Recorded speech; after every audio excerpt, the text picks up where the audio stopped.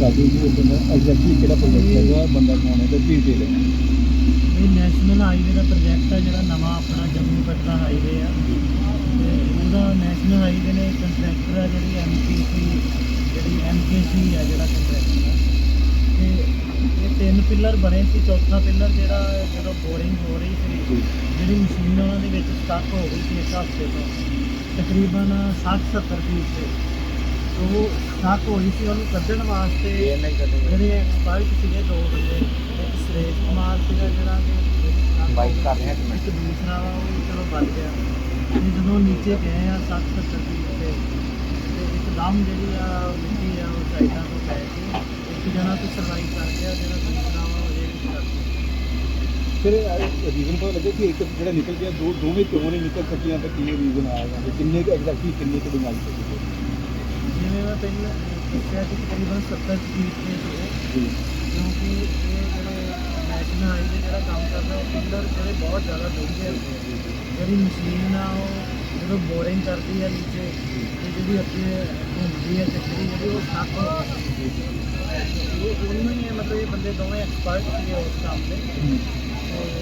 Unfortunately ਉਹ ਮਤਲਬ ਸਾਡੇ ਜਿਹੜੇ ਆਪਣੇ ਉਹਨਾਂ ਡਿਪਾਰਟਮੈਂਟ ਦੇ ਬੰਦੇ ਜੀ ਉਹਨਾਂ ਦੇ ਵੀ ਆਪਣੇ ਇੱਕ ਬੰਦਾ ਨਿਕਲਿਆ ਦੂਜੇ ਨਿਕਲਦਾ ਕੀ ਕਾਰਨ, ਨਾ ਨਿਕਲਣ ਦਾ ਕੀ ਕਾਰਨ ਆ, ਕੁਛ ਆਈਡੀਆ ਉਹਨੂੰ ਦੱਸਿਆ ਜੀ।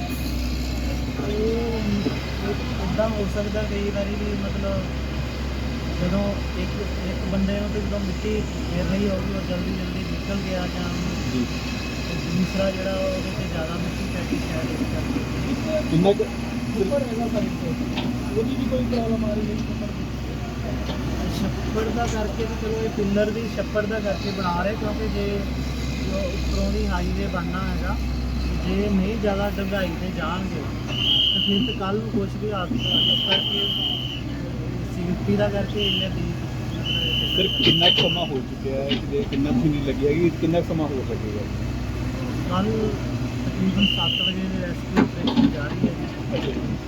ਆਪ ਹੀ ਲੱਗੇ ਸੀਗੇ ਕਿ ਡਿਪਾਰਟਮੈਂਟ ਨੂੰ ਆਪਣੇ ਐਡਮਿਨਿਸਟ੍ਰੇਸ਼ਨ ਨੂੰ ਇਨਫੋਰਮੇਸ਼ਨ ਦੇ ਦਿੱਤੀ ਗਈ? ਐਡਮਿਨਿਸਟ੍ਰੇਸ਼ਨ ਨੂੰ ਵੀ ਇਮੀਡੀਏਟਲੀ ਇਨਫੋਰਮੇਸ਼ਨ ਮਿਲ ਗਈ ਸੀ ਤੇ ਸਾਡੇ SDM ਸਾਹਿਬ ਬਾਕੀ ਵੀ ਸਾਰਾ ਜਿਹੜਾ ਪ੍ਰਸ਼ਾਸਨ ਕੱਲ੍ਹ ਸ਼ਾਮ ਤੱਕ ਇੱਥੇ ਮੌਜੂਦ ਹੈਗਾ ਤੇ ਅੱਜ ਸ਼ਾਮ ਤੱਕ ਉਮੀਦ ਹੈ ਕਿ ਅੱਜ ਸ਼ਾਮ ਤੱਕ ਹੋਊਗਾ, ਕਿਉਂਕਿ ਇੱਕ ਸਾਈਡ 'ਤੇ ਛੱਪੜ ਹੋਣ ਦਾ ਕਰਕੇ ਜਿਹੜਾ ਉਹ ਸਟ੍ਰੈਸ ਜਿਹੜਾ ਥੋੜ੍ਹਾ ਮੁਸ਼ਕਿਲ ਲੱਗ ਰਿਹਾ।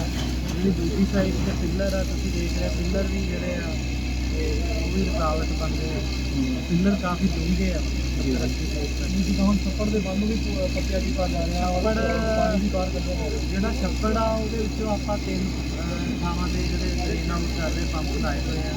ਤੇ ਛੱਪੜ ਵਾਲੀ ਸਾਈਡ ਨੂੰ ਹੁਣ ਅਸੀਂ ਮਿੱਟੀ ਲਾ ਰਹੇ ਹਾਂ, ਮਿੱਟੀ ਉੱਧਰ ਨੂੰ ਸ਼ਿਫਟ ਕਰਕੇ ਤਾਂ ਕਿ ਸਾਨੂੰ ਵਾਈਟਰ ਮਿਲ ਜਾਵੇ ਤੇ ਡੂੰਘਾਈ 'ਤੇ ਜਾ ਕੇ ਆਪਾਂ ਜਿਹੜਾ 70, ਕਿਉਂਕਿ ਜੇ ਮਸ਼ੀਨ ਪਹਿਲਾਂ ਅੱਗੇ ਨੀਚੇ ਗਈ ਸੀ, ਜਦੋਂ ਨੀਚੇ ਗਈ ਸੀ ਉਹ ਫਿਰ ਮਸ਼ੀਨ ਵਾਲੇ ਨੂੰ ਵੀ ਖਤਰਾ ਆ ਗਿਆ ਕਿ ਜੇ ਉਹ ਮਸ਼ੀਨ ਅੰਦਰ ਜਾਂਦੀ ਸਾਈਡ ਦਾ ਤਾਂ ਮਿੱਟੀ ਜਿਹੜੀ ਆ ਉਹ ਮਸ਼ੀਨ ਵਾਲੇ ਨੂੰ ਵੀ ਖਤਰਾ ਹੋ। ਕੋਈ ਸੰਪਰਕ ਹੋ ਪਾਇਆ ਅਜੇ ਤੱਕ ਕੋਈ ਇੱਦਾਂ ਦਾ ਸੰਪਰਕ, ਕਿਉਂਕਿ ਮਿੱਟੀ ਕਾਫੀ ਜ਼ਿਆਦਾ ਮਿੱਟੀ ਦੇ ਵਿੱਚ ਇਸ ਕਰਕੇ ਸੰਪਰਕ। ਸਰ ਆਪਣੇ ਕੁਝ ਆਕਸੀਜਨ ਜਾਂ ਥੱਲੇ ਕੁਝ ਤੇ ਆਪਣੇ ਹੈਗਾ ਪ੍ਰੋਫੈਸ਼ਨਲੀ ਮੈਟਰ ਜਾਂ ਕੁਝ ਰਹੇ ਸੀਗੇ ਕਿ ਉਹਨਾਂ ਦੇ ਕੋਲ ਜਦੋਂ ਕੱਲ੍ਹ ਸੀਗਾ ਵੀ ਆਕਸੀਜਨ ਉਹਨਾਂ ਦੇ ਨਾ ਹੈ ਸੀਗੀ ਆਕਸੀਜਨ ਵਗੈਰਾ, ਪਰ ਹੁਣ ਕਿਉਂਕਿ ਉੱਪਰ ਮਿੱਟੀ ਪੈ ਗਈ ਹੈ ਤਾਂ ਹੁਣ ਇਹਦੇ ਬਾਰੇ ਦੇਖਿਆ ਤੇ ਜਿਹੜਾ ਦੂਸਰਾ ਆਪਣਾ ਨੌਜਵਾਨ ਆ ਉਹਦੇ ਹਾਲਾਤ ਕਿਹੋ ਜਿਹੇ ਨੇ?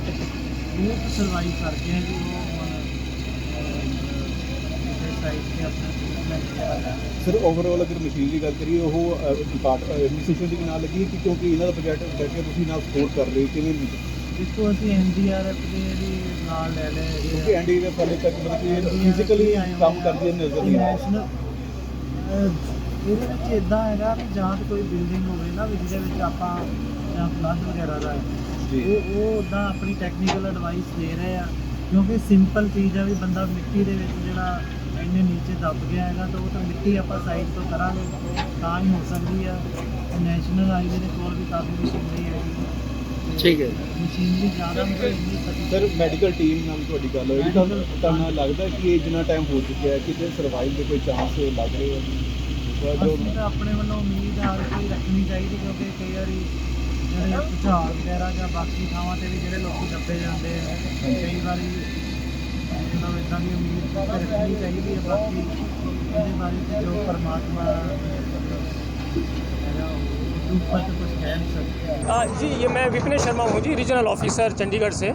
तो हुआ क्या कि कल एक्चुअली हमारी यहाँ पे पाइलिंग का काम हो रहा था दिल्ली कटरा एक्सप्रेस वे में।